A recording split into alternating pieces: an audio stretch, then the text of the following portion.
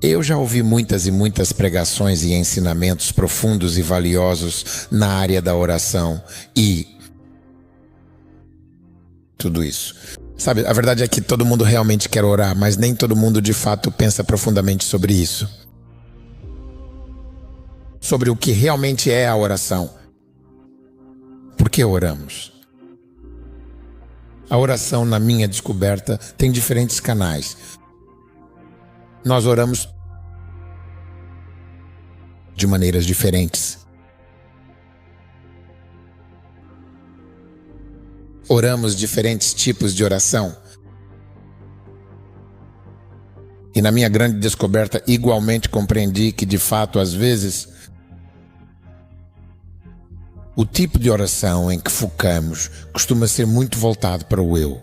Geralmente é para o autodesenvolvimento, autoempoderamento e autoativação. Não necessariamente uma vertente da oração. Veja bem, porque a oração tem muito a ver com a capacidade de causar um impacto significativo, de influenciar profundamente e de programar o futuro, e também de guerrear eficazmente contra forças espirituais que estão muito além dos reinos visíveis e da nossa compreensão imediata. Ouça, uma pessoa eficaz na oração é um vigia eficaz sobre os reinos e sobre as pessoas, sobre comunidades e sobre famílias. A oração é mais ou menos como criar uma atmosfera para que a bondade de Deus prospere. É preciso a batalha da oração para estabelecer a vontade de Deus em qualquer empreendimento. É preciso oração. A oração vai determinar em grande parte o favor de Deus, a ativação do favor de Deus na vida de qualquer pessoa. Mas aqui está um problema que nós temos. E eu quero te contar sobre esse problema. E esse problema é chamado de uma enfermidade.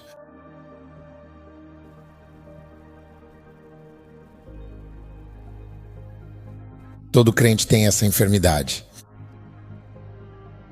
Essa enfermidade não foi curada na cruz do Calvário. Todas as outras enfermidades foram curadas.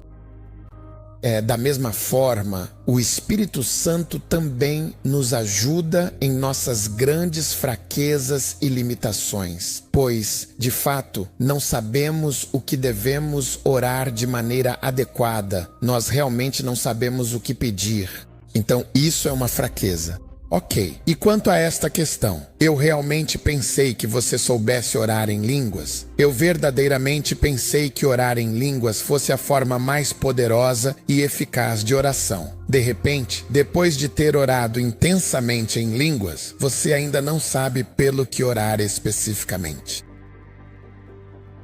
Depois de confessar as verdades contidas nas Escrituras Sagradas, você ainda se encontra em um dilema, sem saber exatamente pelo que orar de forma eficaz e direcionada. Diante dessa realidade, portanto, aquele que fala em língua desconhecida, guiado pelo Espírito Santo, ore com fervor e entendimento. Então, por que, ao falar em língua desconhecida, você também é orientado a orar? Portanto, oramos em oração. Assim, ao falar em uma língua desconhecida, você também ora para que possa interpretar e compreender plenamente o significado de suas próprias palavras. Isso significa que existem diferentes tipos de oração. Existem diferentes canais de oração. Então, compreender os diferentes canais de oração iria ampliar nossa influência e autoridade na oração. Se eu oro em uma língua desconhecida, meu espírito ora de forma profunda e sincera, mas meu entendimento permanece completamente infrutífero e sem qualquer proveito. O que significa isso, então? Eu orarei com o espírito e também orarei com o entendimento. Eu cantarei com o meu espírito, com toda a minha alma e essência, e também cantarei com o meu entendimento, de forma clara e consciente. Eu utilizo e exploro múltiplos e diversos canais para orar, buscando uma conexão mais profunda e abrangente. Eu oro em língua desconhecida. Eu oro pela interpretação da língua e pela sua compreensão. Eu oro com o espírito. Eu oro com total entendimento. Agora vamos ver o que realmente acontece quando um homem ora com o Espírito, quando um homem ora verdadeiramente com o seu Espírito, com toda a sua alma e coração. Aquele que fala em língua desconhecida edifica a si mesmo. Isso tem a ver com você. Você. É sobre sua autoexortação, autodesenvolvimento, aprimoramento da sua receptividade espiritual, no avanço da sua conectividade espiritual. Portanto, orar em língua desconhecida é o que melhora seu eu interior. Isso edifica o seu espírito. Orar em outra língua te capacita a guerrear contra aquela destruição nos domínios espirituais. Isso aumenta a sua letalidade espiritual. Por exemplo, alguém pode malhar muito intensamente e ainda assim não lutar ou utilizar os músculos que desenvolveu para conquistar vitórias. Então você pode se desenvolver a ponto de estar espiritualmente forte, mas não saber como guerrear no espírito. O fato de você ter orado em línguas e desenvolvido seus músculos espirituais não garante a vitória. O fato de você ter orado em línguas, mas não ter domínio de como se engajar de forma eficaz na guerra espiritual. É como alguém que tem todas as armas, mas não sabe como usá-las.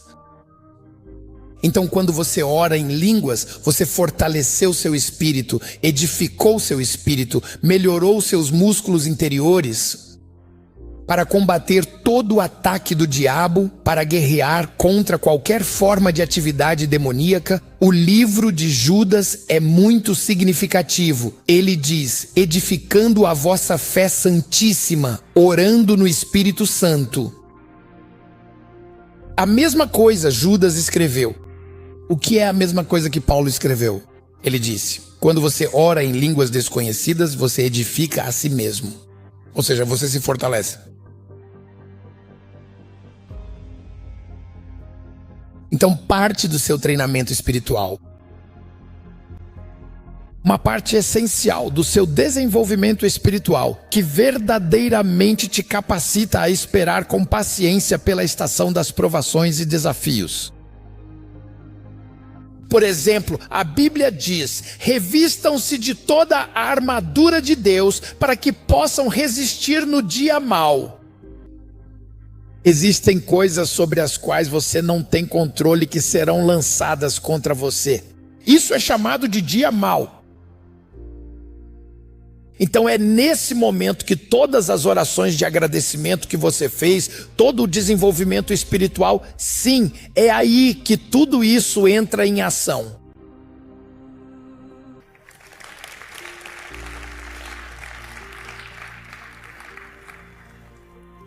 Você vai se surpreender ao ver que aquilo que deveria ter te destruído, destruiu muitas pessoas, mas foi você quem saiu vitorioso disso. E é isso que as pessoas não entendem sobre as coisas que acham que somos tolos. Eles olham para nós assim e dizem: ah, essas pessoas estão sempre orando, sempre orando. Será que Deus não pode ouvir a oração deles um dia? Não se trata de estar sempre orando. Nós não estamos orando para que Deus ouça nossas orações. Estamos a reforçar o nosso plantel. Uau, glória a Deus. Estamos a desenvolver a nossa capacidade nesse espírito. Antes de tudo, não se trata de falar com Deus. Não se trata de pedir algo a Deus. É isso que alimenta nosso espírito. Sim. A oração, essa prática espiritual profunda, é um exercício essencial e vital do espírito humano, fortalecendo a tua santíssima fé, edificando-vos na vossa santíssima fé. Orando no Espírito Santo, ou seja, orando no Espírito, orando com o Espírito. Alguém diga, ore com o Espírito. O Espírito. Quando oramos com entendimento, significa que oramos as Escrituras. Diga para alguém, ore as Escrituras. Então, orar com entendimento é alinhar as Escrituras e confessar as Escrituras. Aquele que fala em língua desconhecida edifica a si mesmo, mas o que profetiza edifica a igreja.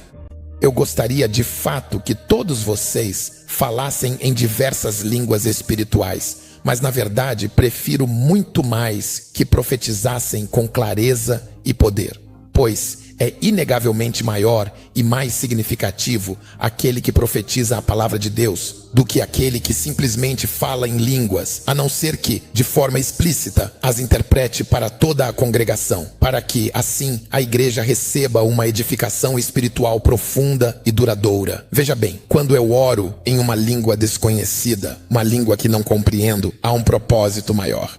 Eu estou edificando a mim mesmo. Mas se eu venho à igreja, a uma reunião como esta, e o pregador começa a orar em línguas, do início ao fim desse culto, você não fez nada de significativo para as pessoas. Nada, porque você está orando em línguas, e nessa língua que está orando, você está edificando a si mesmo de forma egoísta. Então, se você estivesse sozinho em casa e orasse assim, isso seria fantástico.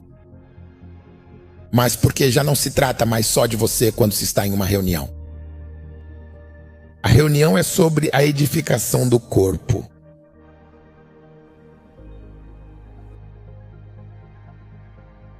Então, uma vez que é para a edificação do corpo, assim sendo, a profecia é realmente muito melhor do que línguas. Mas Paulo agora diz, eu não me importo que vocês orem em línguas, mas certifiquem-se de interpretar. Porque uma vez que você ora em línguas e dá a interpretação, isso equivale à profecia. Isso é profecia. Então é isso que Paulo quis dizer. A reunião coletiva exige que profetizemos a palavra do Senhor, ou seja, que ensinemos o evangelho de Cristo. Nós edificamos as pessoas. Nós edificamos as pessoas com a palavra de Cristo. No entanto, quando é uma oração individual, você edifica a si mesmo. Diga amém para isso. Então, quando oramos em línguas, nós nos edificamos, nos desenvolvemos, nos aprimoramos, nos exercitamos espiritualmente, melhorados, fortalecidos e capacitados para representar a glória de Jesus. Para ser capaz de lutar nos reinos, para ser capaz de resistir ao diabo e ele fugirá, é preciso um homem espiritualmente fortalecido para resistir ao diabo. Sua vigilância espiritual pode ser mais forte do que nunca quando você ora consistentemente no Espírito. A consistência no Espírito, em oração no Espírito, capacita um homem para estar vivo e eficiente nas coisas do Espírito. Então, quando oramos em línguas, trata-se das atividades internas do Espírito Santo, trata-se de nós nos desenvolvermos espiritualmente. Mas temos uma fraqueza. Não sabemos exatamente o que devemos orar quando se trata de lidar com assuntos que estão fora de nossa compreensão imediata. 90% das vezes. Quando você começa a orar, o que você ora é o que você quer receber de Deus e o que você deseja consumir em sua cobiça. Quando Jesus ensinou sobre oração, 95% das vezes a oração não apontava em relação a nós, falando com Deus para que Ele faça algo por nós. Era só um pouco disso. Eu diria que é 1% disso. 95% disso era orar para que a vontade de Deus fosse feita. Orando para que os interesses de Deus fossem realizados na terra. Porque através da oração estabelecemos a vontade de Deus. O Espírito Santo se move sobre as orações do povo de Deus para estabelecer a vontade de Deus. Sem essa oração, a vontade de Deus faltará na terra. Sem essa oração, o reino de Deus será deficiente na terra. Sem essa oração, Deus não poderá realizar sua vontade na terra. Sem essa oração, Deus não poderá intervir na terra. Você entende isso?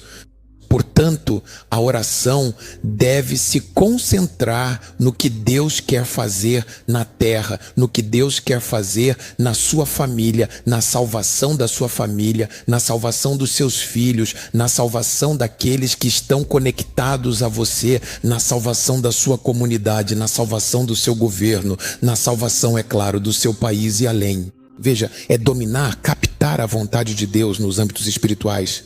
E então promovê-la na oração, facilitando a oração. Mas como todos nós somos consumidos por nossos desejos egoístas, somos impelidos a orar movidos por nossas próprias paixões. E por causa disso, a Bíblia diz que oramos de forma errada. Oramos de forma errada porque oramos por motivos egoístas.